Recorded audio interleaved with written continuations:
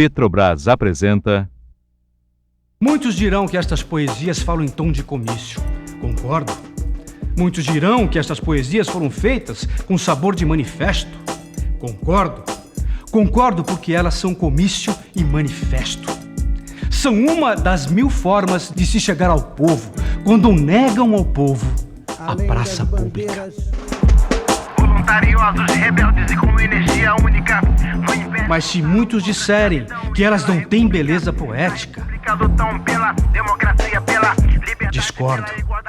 Elas foram escritas na linguagem do povo, inspiradas e ditadas pelo povo. Mário Lago, em O Povo, escreve a história nas paredes. Nada deve engessar a liberdade de ir e vir. Nada deve engessar a liberdade de pensamento. Essa é a nossa função, esse é o procedimento. Ontem, hoje, sempre, diariamente. Faça chuva, sol ou vento, a qualquer momento. Tá bom, autora, se eu ficar assim, tá bom? Não corta em cima não, né? Eu estou com os ombros retos, assim. Moços! A inépcia nos chamou de estúpidos moços. O crime nos cobriu de sangue. Vós, os luzeiros do país, erguei-vos. Perante a infâmia ninguém fica exangue. Um protesto santo se levanta agora de mim, de voz da multidão do povo. Somos da classe da justiça e brio. Não há mais classe ante esse crime novo. Si mesmo em face da nação, da pátria, nós nos erguemos com soberba fé. Da lei sustento popular direito. Nós sustentamos o direito em pé. É a sua história. Quando quiser.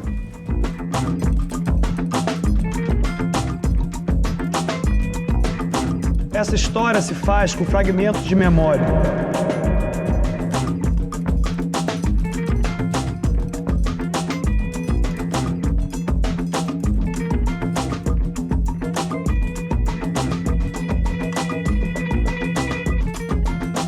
Nos anos 30, o Brasil tem 43 milhões de habitantes e 421 unidades de ensino superior. Cerca de 33 mil jovens, menos de 0,1% da população brasileira, cursam a universidade. Esta elite intelectual será cortejada pelas correntes políticas que disputam o poder no Brasil. Fascistas e comunistas tentarão atrair os estudantes para suas fileiras. Em 1937, ano que Vargas decreta o Estado Novo, os estudantes fundam a União Nacional dos Estudantes, UNE. Quem deu um grande impulso à organização estudantil foi a Ana Amélia Carneiro de Mendonça. A coisa começa quando ela foi feita Rainha dos Estudantes em 1929. E a ela pareceu que esse título não tinha sentido se ela não se voltasse para os estudantes por alguma razão.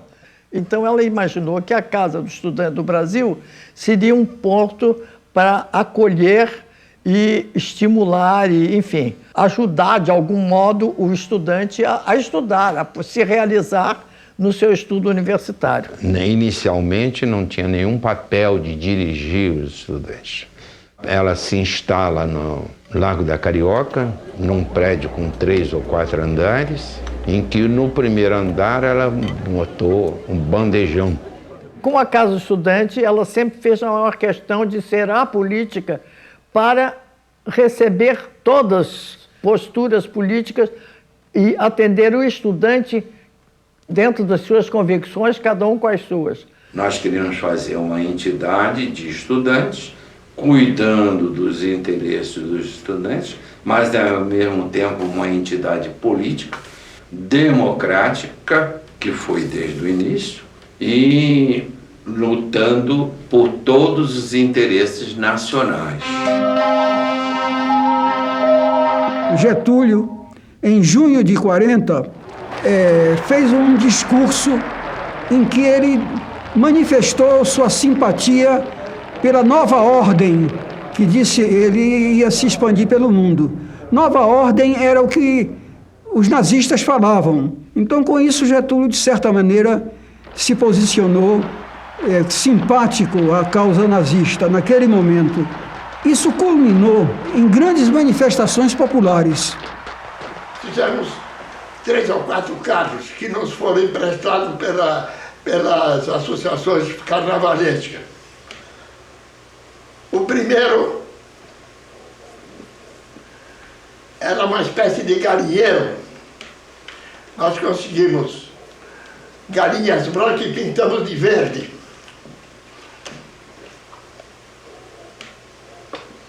Era contra os integralistas. Enfim, o Hitler fantasiado de presidiário. Mussolini caracterizado com as coisas mais ridículas que você possa imaginar. E o desfile foi acabar na frente da Embaixada Americana. Devo dizer que o governo americano ficou muito sensibilizado com a atitude dos estudantes.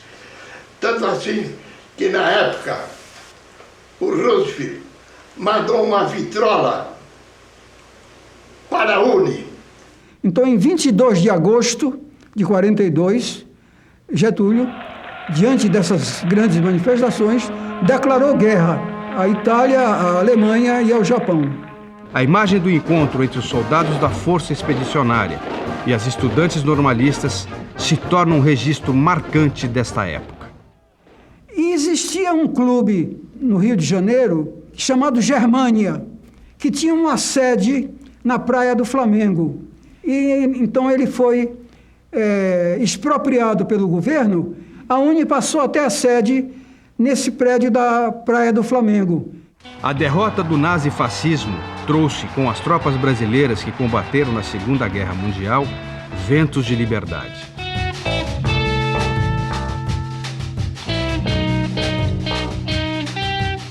Particularmente de 50, que vai mais ou menos até 56, 57, foi um período também que não se pode dizer assim a direita, com a característica que tem hoje da direita, mas as forças mais reacionárias do movimento estudantil, tanto na União Nacional dos Estudantes como na UBS, eles se articularam para poder ver se tiravam os comunistas e os amigos, os aliados comunistas do movimento estudantil.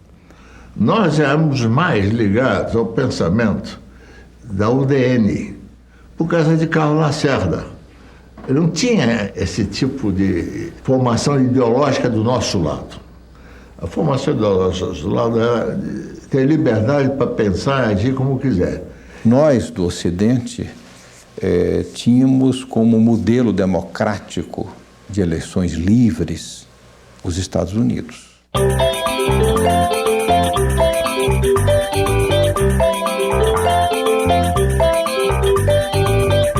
Os filmes americanos empolgavam a mocidade da época. E nós vimos a União Soviética exatamente, não é segredo, como ela era. Era um governo discricionário, era uma ditadura, não havia liberdade de imprensa, nem religiosa, nem estudantil.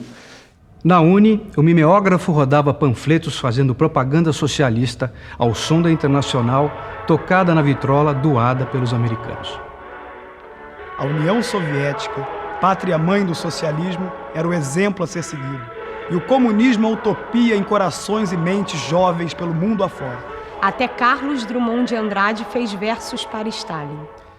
A poesia fugiu dos livros, agora está nos jornais. Saber que resistes. Que enquanto dormimos, comemos e trabalhamos, resistes. Que quando abrimos o jornal pela manhã, teu nome, em ouro oculto, estará firme no alto da página. Stalingrado, miserável monte de escombros, entretanto, resplandecente. A Rosa do Povo, Carlos Drummond de Andrade, 1945. A União não mandava uma pessoa, não decidia ela própria sozinha. Tudo é deliberado, discutido, etc. Era democrata realmente, pô. Era a casa da resistência democrática. A campanha do petróleo é nosso, que culminou com a criação da Petrobras, ele mobilizou o movimento estudantil em todo o Brasil. Quer dizer, os estudantes se engajaram nesse movimento. Foi um movimento muito bonito da sociedade brasileira, porque pela primeira vez uniram-se civis e militares. Os militares também tiveram uma participação espetacular e muito importante nesse movimento. Qualquer parte do Brasil onde você chegasse, você encontrava nas porteiras das fazendas, nos colégios, os mais diferentes colégios de freira, com todo o trancamento da coisa, ou colégios abertos, etc., você encontrava lá petróleo para o Brasil, não é petróleo é nosso, petróleo para o Brasil. Essa marca nasceu da conversa do povo e tal, o petróleo é nosso. Isso diz tudo. Essa não há polícia que apreenda. Anda comigo e espia para as paredes. Vê quanta história ali já se escreveu? Essas não há ministro que suspenda.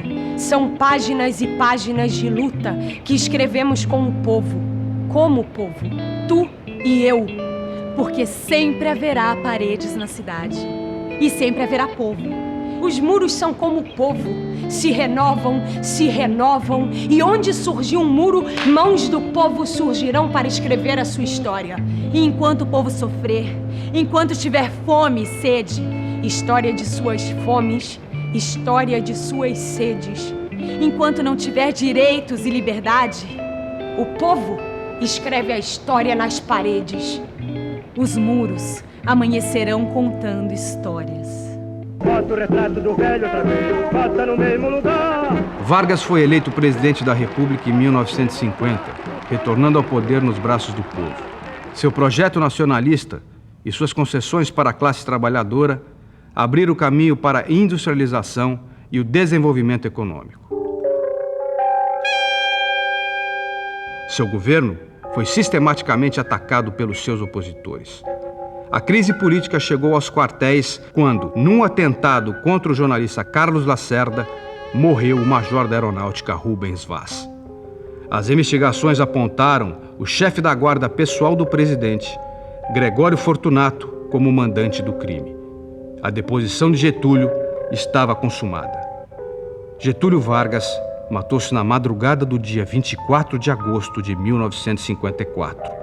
Nós ficamos numa situação extremamente conflitiva entre o Getúlio, que tinha sido símbolo da repressão, o Getúlio que no final parecia ser símbolo até da corrupção, e o Getúlio que ficava para a história.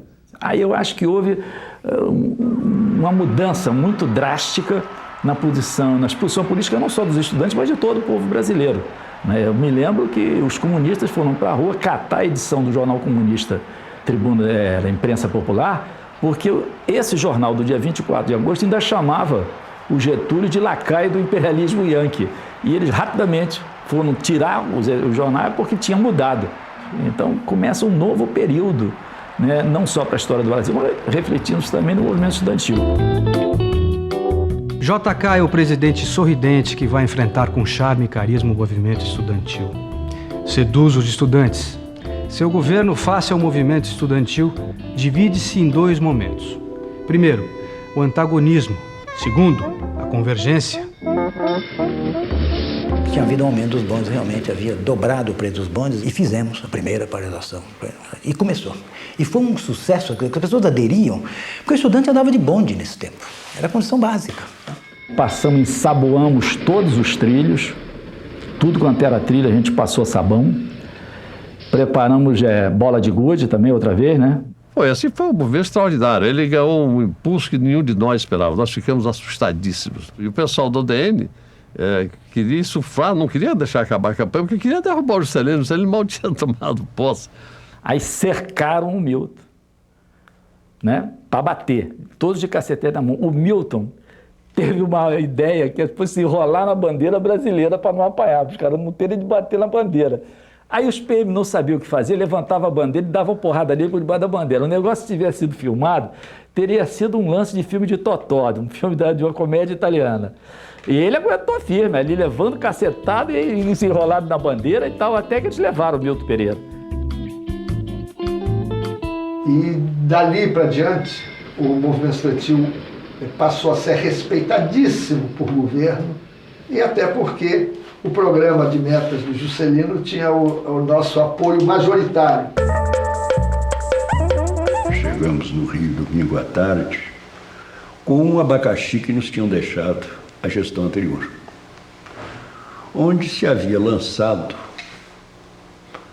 como palavra de ordem, para atrair a atenção da imprensa, etc., a bandeira Dulles não passará. Tratava-se de Foster Dulles, então superpoderoso secretário de Estado americano, que chegaria na segunda-feira pela manhã.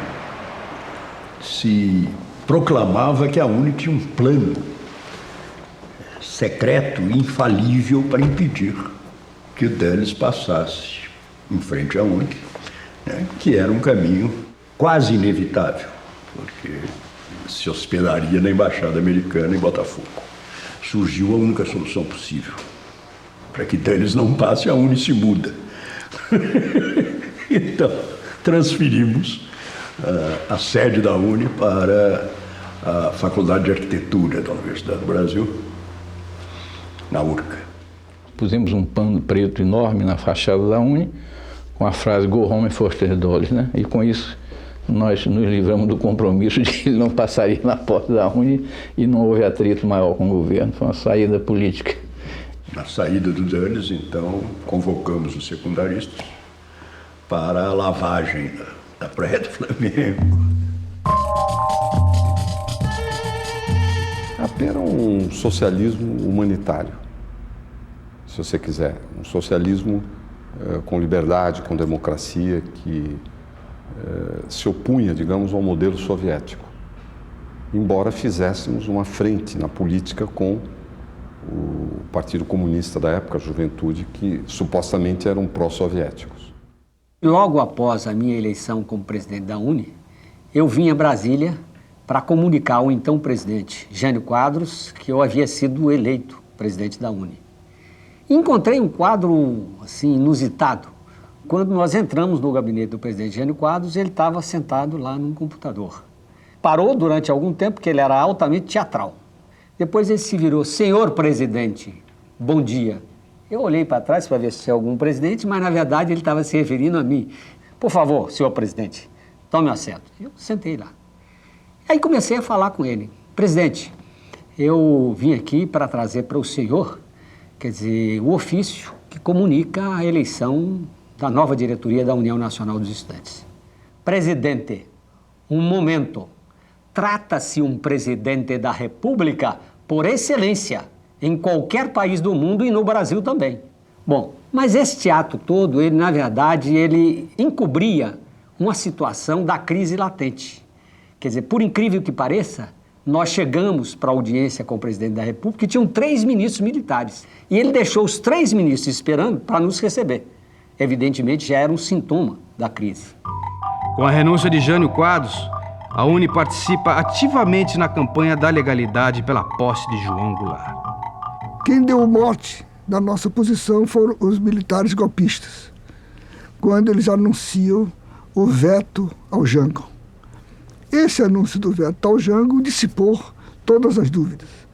Se a posição da direita era o golpe, a nossa posição era antigolpista. Se eles defendiam o veto ao presidente constitucional, a nossa posição era a defesa da legalidade. Naquele momento já havia um esquema de repressão ao movimento popular, à UNE. Por outro lado, já estava em curso a resistência no Rio Grande do Sul, que era comandada pelo então governador Leonel Brizola. E nós então decidimos transferir a sede da UNE para Porto Alegre. Eu passo a falar então através da cadeia da legalidade. Nós enfrentamos as Forças Armadas e ganhamos essa parada. As Forças Armadas tiveram que recuar e tiveram que dar posse para o João Goulart. Agora, a participação do movimento estudantil foi notável. De tal ordem que um dos primeiros atos do presidente da República foi visitar a UNE. É a única vez que um presidente da República visita a sede da União Nacional dos Estudantes. Então, um fato marcante, até porque ele vai à sede da UNE com todo o seu gabinete. Não só com, então, o primeiro-ministro Tancredo Neves, como todos os ministros civis e com todos os ministros militares. E era invencível você não participar da política estudantil, porque tinha havido em 59 a tomada do poder em Cuba pela turma do Fidel Castro, né? Aquela coisa extraordinária, parecia um sonho, um milagre, meia dúzia de jovens, tudo garoto. Fidel Castro tinha 28 anos quando tomou o poder. O Guevara tinha 26 anos, uma coisa assim, o Camilo Cienfuegos usava o cabelo até aqui, todos barbudos, todos meio hippies, meio loucos, né? Então tinha toda uma transação de ser igual àqueles revolucionários, aventureiros. Os estudantes participam ativamente na luta pelas reformas de base promovidas pelo governo de João Goulart.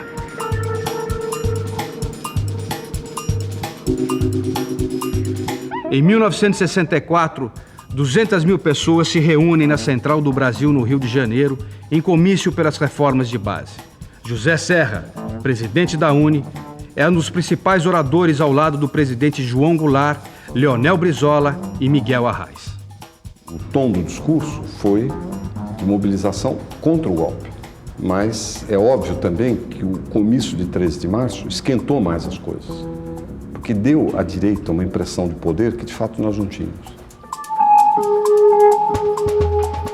No dia 31 de março, no auditório da UNE, nós estávamos comemorando a vitória sobre o golpe, porque tinha sido anunciado que tinha uma tentativa de golpe que tinha sido já controlado, que tinha sido já derrotado, coisa e tal. Eu me lembro que era uma festa que tinha assim, a Elza Soares cantando, Nora Ney, Jorge Goulart, o grande Otelo contando piada. Era uma puta festa comemorando a vitória dos estudantes. Olha, estudantes correram para a Cinelândia, no Rio, correram para o Caco, né, na Faculdade Nacional de Direito, e tentavam reagir de alguma maneira, né? Quando eu acordei, no dia seguinte, 1º de abril, que eu liguei o rádio, as notícias já eram as piores possíveis, né? Já tinham tomado forte de Copacabana, né? O Jango tinha ido embora. Bom, então a situação era bastante contrária às nossas expectativas. Na primeira noite que eu dormi, quando eu acordei, juro, eu pensei, eu sonhei. Não aconteceu. Eu nunca tive essa sensação na vida, tão forte quanto nesse caso.